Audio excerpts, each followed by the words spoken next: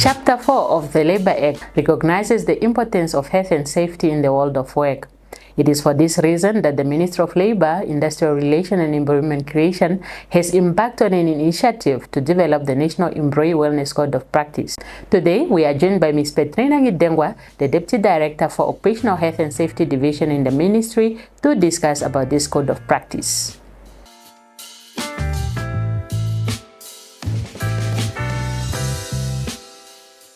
Ms. Nghidengwa, thank you for joining us today.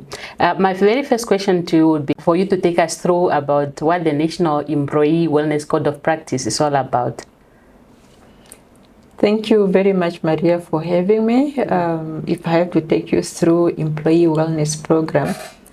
Employee Wellness Program is a national framework that is providing for policy guidance to assist employers, workers, and their organization on how to develop and implement a comprehensive employee wellness program, which are within the frame of promoting decent work. Okay, thank you very much for that wonderful introductory remarks. And could you just share with our audience the driving force behind the development of the Employee Wellness Code of Practice, and how possibly is it aligned to the broader goals of the ministry? The driving force of Employee Wellness Code of Practice is that the ministry have adopted a national occupational safety and health policy in 2021. One of the policy objectives is the integration of employee wellness into occupational safety and health. And part of that, we need to come up with an employee wellness code of practice just to guide employers and the workers on how to develop a comprehensive program. So what the benefit of having an integration of employee wellness into occupational health is proposed by the policy. It promotes a holistic approach of occupational health, where both physical well-being, mental well-being, and social well-being of a human being is considered. So in such a way that if we integrate the employee wellness into occupational safety and health, it promotes compliance to safety and health and enhance a better management of safety and health program at workplace. That is point number one. Number two is previously, or some years back, most of employers, or to say most of workplaces, they have HIV and AIDS workplace program. And we have noted that most of the workplaces are moving away from that program, a single disease program, which is HIV and AIDS program, to move to employee wellness. So the need is there. The need is there.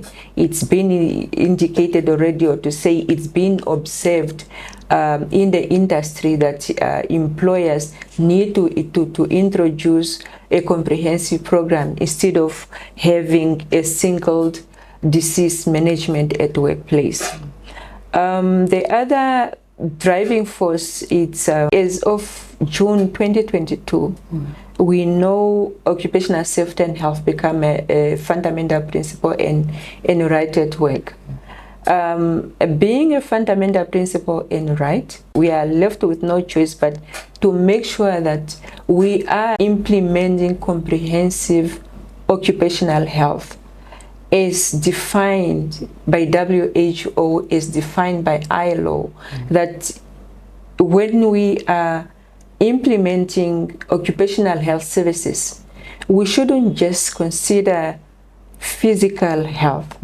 We should also consider the mental well-being of a person. We should consider the social well-being of a person. We should consider the psychological well-being of a person. And then we know we are talking about a comprehensive individual health at workplace. Thank you. Okay, that is very interesting indeed. Now, to go further with another question, the Employee Wellness Code of Practice addresses a range of workplace health challenges, from communicable diseases to mental health. Can you elaborate on how the ministry plans to integrate all these health issues into this code of practice, and what impact this integration is expected to have on the general workforce? The Employee Wellness Code of Practice has got 3 key pillars. And these pillars, one is a disease management, including management of communicable and non-communicable diseases, where HIV and AIDS and TB is covered.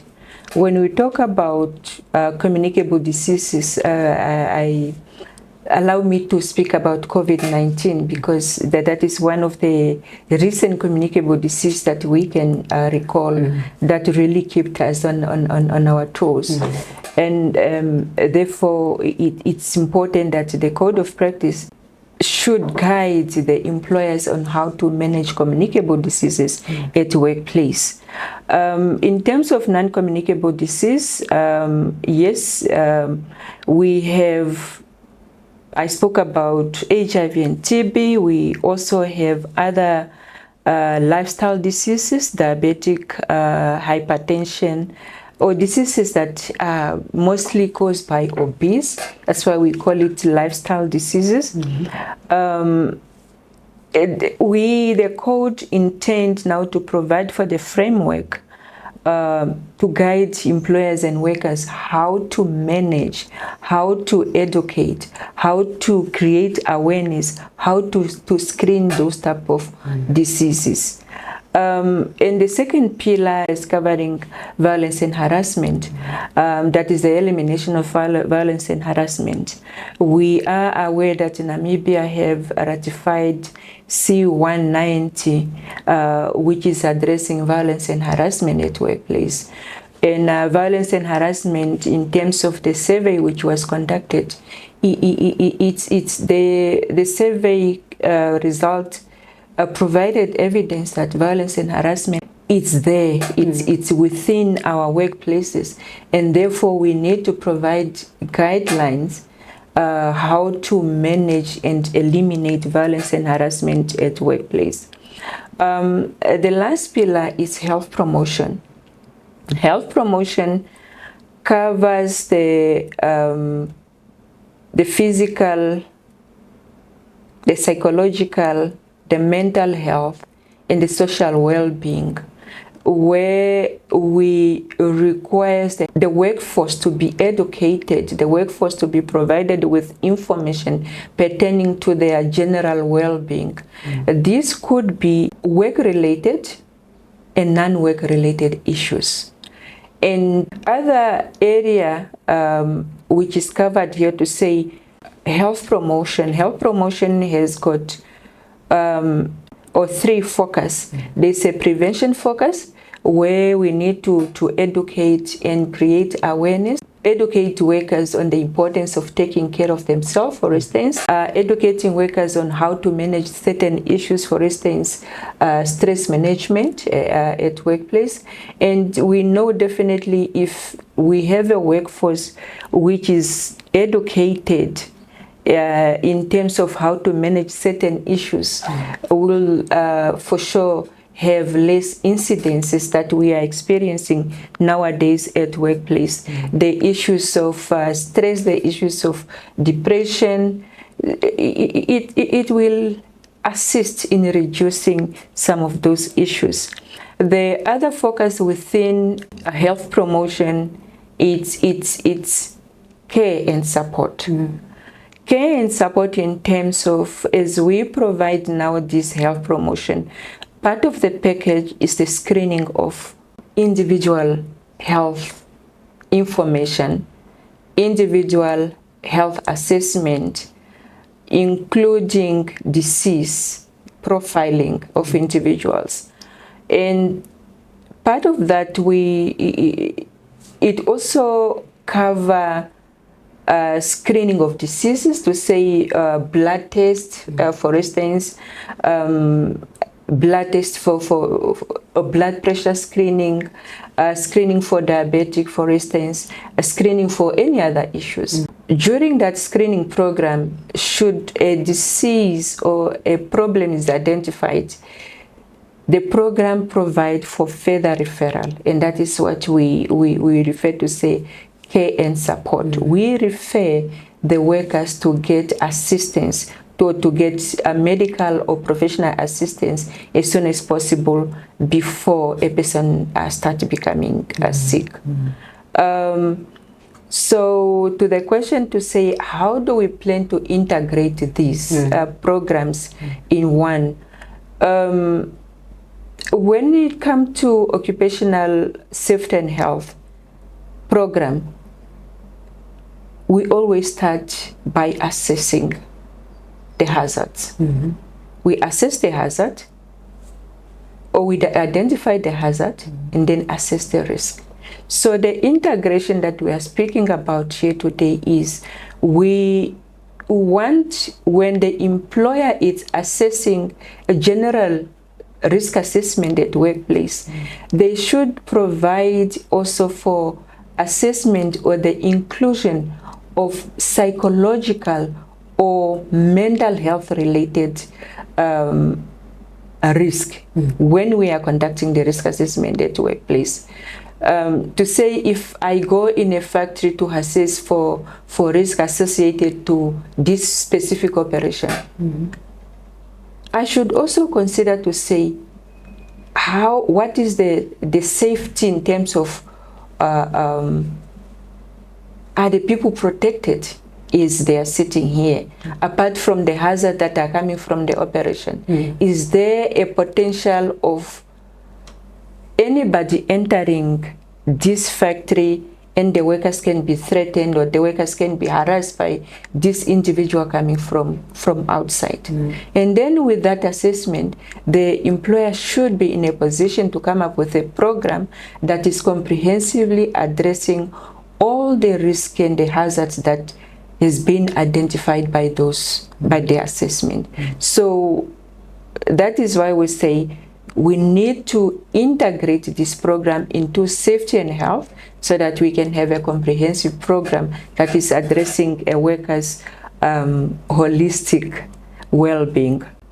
Good, thank you for that answer. Now, the code of practice will be a national guiding document. How are the employers expected to ensure it is implementation at their respective workplaces?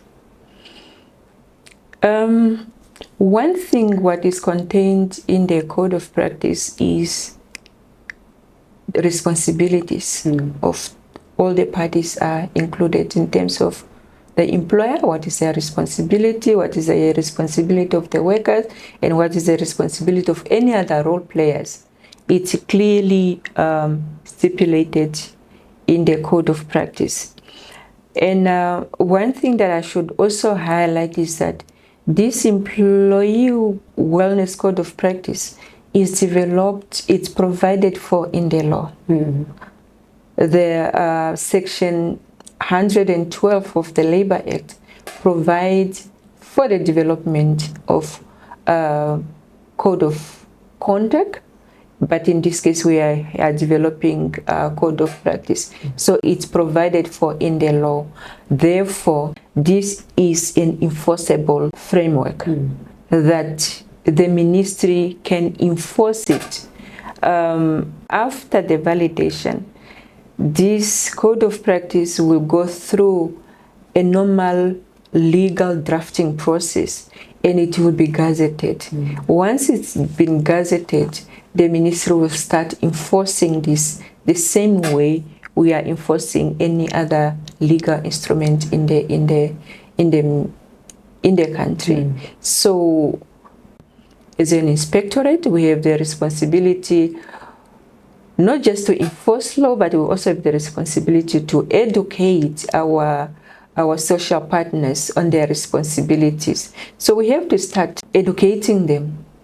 We have to make them aware that we have this code of practice, and we have to give them the information. We have to provide, we have to make the code of practice available for them to know that we have this code of practice and this is what is required from us.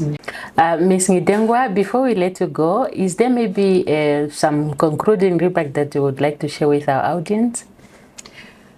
Yes, please allow me to conclude by informing the audience that the employee wellness, it's part of occupational health.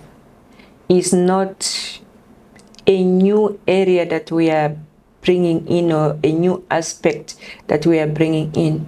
We are just extending or promoting a holistic approach to make sure that all aspects of the workers' health are covered in terms of their physical well-being, their mental well-being, and their social well-being. So we are just making sure that as we move forward, more especially that occupational safety and health become a fundamental principle and a right, we cannot take a chance of leaving some other aspects out as we are managing safety and health at workplace. We have to make sure that every aspect is covered, and that is what we are promoting here. And therefore, with that, we call upon our social partners to join us in promoting a comprehensive occupational safety and health. Okay. And I thank you. Thank you very much for that. To our beloved viewers, thank you very much for joining us. Until next time, from me, Maria Hedimbi, is goodbye.